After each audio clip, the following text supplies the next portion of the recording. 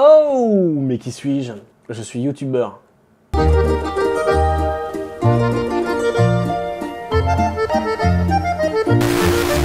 Youtubeur intérimaire. Bon alors, je vais pas rajouter mon grain de sable dans le drama en cours entre Tsukio, enfin encore que ça a l'air plutôt terminé cette histoire, mais Tsukio Power et Maxella, c'est pas du tout mon propos. Voilà, donc on va faire un petit récap, comme ça ce sera clair pour tout le monde.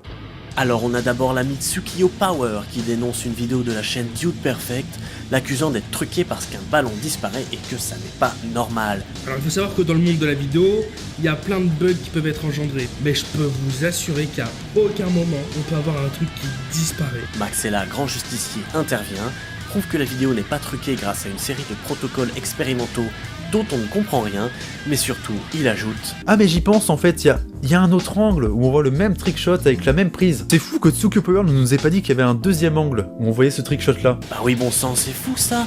Bon, et du coup, alors, qu'est-ce que t'as à répondre à ça, Tsukio? Mais t'es idiot ou quoi?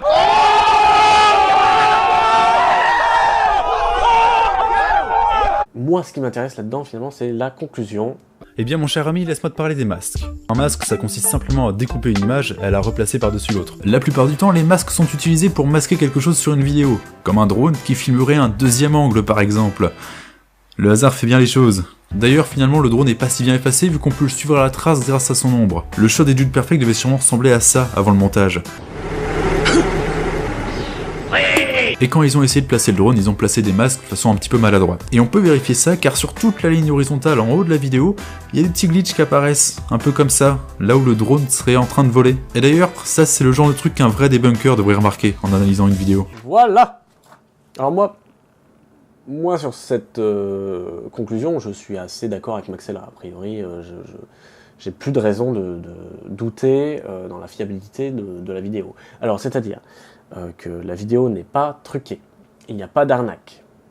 En tout cas, sous réserve on peut rester sceptique, évidemment, mais a priori, je pense qu'elle n'est pas truquée. C'est assez convaincant de la part de Maxella. Voilà. Par contre, on a quand même mis en lumière l'idée qu'on a supprimé un élément. Donc apparemment, ça serait un drone qui passe, dont on voit l'ombre manifestement, et qui nous gêne, qui a gêné manifestement Dude Perfect. Ils l'ont effacé en post-production pour, voilà, sans doute parce qu'ils estimaient que c'était une espèce de pollution visuelle, que ça gênait la lecture du spectateur. Alors, ce que je vais dire là, ça sera pas vraiment une critique de Dude Perfect, hein, ça sera davantage une espèce d'état des lieux philosophique sur l'image numérique et voilà, surtout notre rapport à la retouche dans l'image numérique.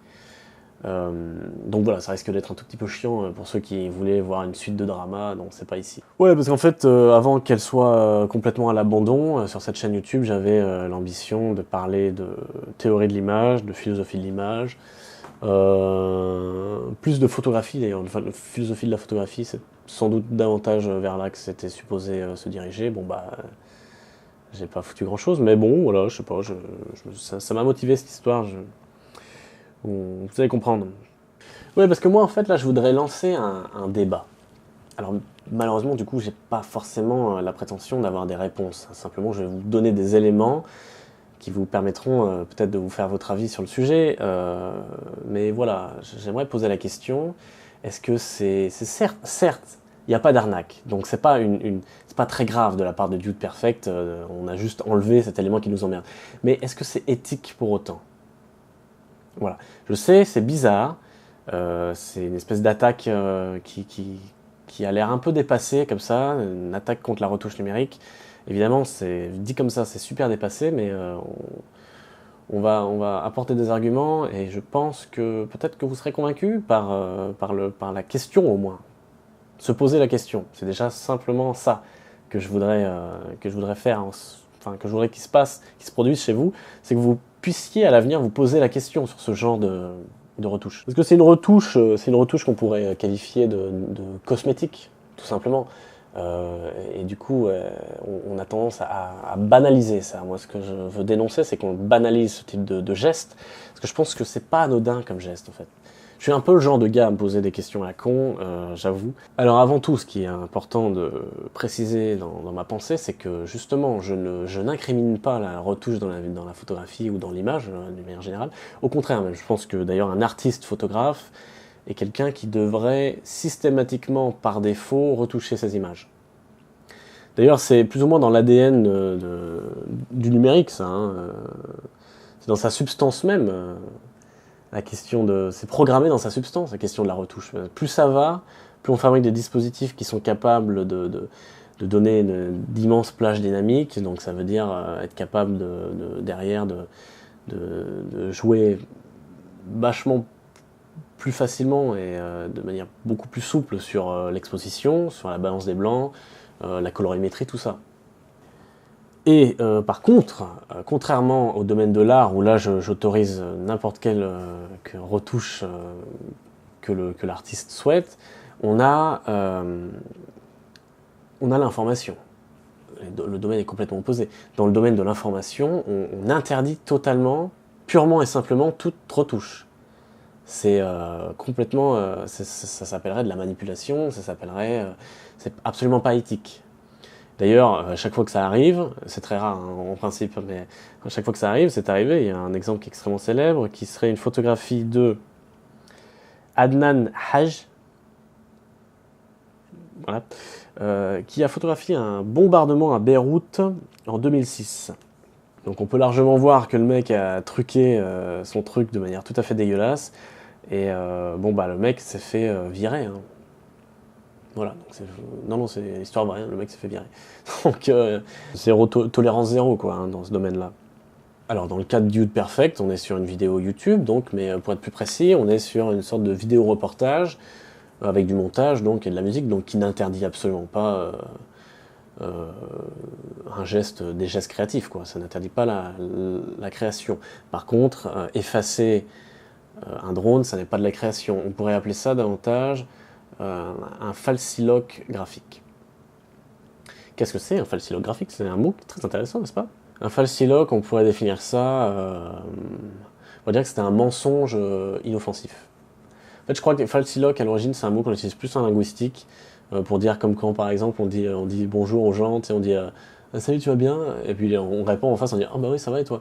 Alors qu'en fait, potentiellement, on vient de perdre nos parents ou dans un accident de voiture, et on répondra toujours ouais, ça va et toi? Bon, voilà, là c'est un falsiloque parce qu'il y a un côté mensonger et en même temps on s'en branle. C'est un mensonge, c'est des conventions quoi. Le bon sens quand on veut débunker des vidéos sur internet, c'est aussi le fait d'expliquer comment ça a été truqué et pas se contenter de pointer du doigt un glitch graphique.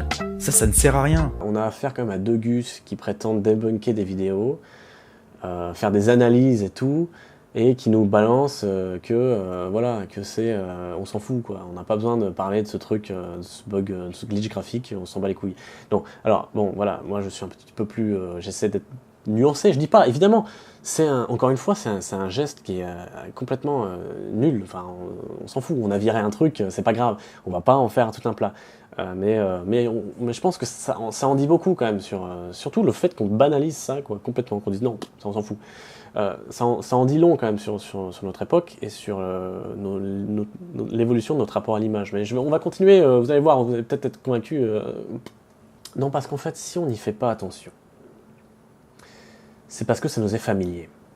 Et si ça nous est familier, c'est parce que les médias, la publicité, font des falsiloques visuels depuis longtemps. On pourra donner quelques exemples éventuellement, mais ça veut dire quoi? Ça veut dire qu'on a été influencé par ça, on a été programmé par ça. Alors moi je trouve ça, du coup, bon ça va être une parenthèse, mais on est dans notre espèce de petit milieu de vidéastes indépendants, voilà, on fait nos petits trucs à la con, et pourtant on utilise quand même un peu les... Enfin, je veux dire, si on réfléchit un peu, ça devient beaucoup plus difficile d'imaginer YouTube comme étant... Comme étant le remplaçant révolutionnaire de la télévision, je veux dire, au sens où on aurait hypothétiquement une espèce de victoire des modernes sur les anciens. Bon voilà, en réalité, j'ai l'impression que c'est pas exactement ça. Mais bon, voilà, c'est-à-dire que YouTube pourrait devenir potentiellement une espèce de télé 2.0, quoi. Enfin bon, c'est un autre débat, on s'en branle plus ou moins, en fait, finalement, dans ce contexte. Non mais bon, encore une fois, un drone qui disparaît, c'est pas grave. C'est moins grave, par exemple, que de grossir les seins de Keira Knightley sur l'affiche d'un film en 2004, ou dans une pub Chanel. Enfin, vous voyez ce que je veux dire? Est-ce qu'on serait pas en train de mettre le doigt dans un engrenage? Est-ce qu'on veut vraiment de cette société de l'apparence? Dans un article en 2007 sur Sarkozy, on a effacé son bide. En 2008, le Figaro a fait disparaître une bague du doigt de Rachida Dati. Là, ce dernier cas en particulier, il est assez grave, je pense. Il aurait fallu enlever le bijou de son doigt parce qu'il aurait brouillé la lecture. Parce qu'en fait, effectivement, c'était un bijou cher. Donc on n'aurait pas compris, on se serait dit, tiens, enfin, ou alors le lecteur se serait dit, putain, disons, sa bague, voilà, enfin, pas du tout les enjeux dont parlait l'article. Et ça les a emmerdés. Donc ils ont viré la bague. Simplement, moi, au début, naïvement, je croyais que la photographie dans la presse n'était déterminée que par le primat de l'information. Mais bon, apparemment, non, c'est simplement de l'illustration. Donc là, on tombe même carrément dans le spectacle, la société du spectacle et le spectacle de l'information, quoi. Enfin bon, ça pose un problème éthique. Non, bon, alors effectivement, des exemples comme ça, il y en a plein.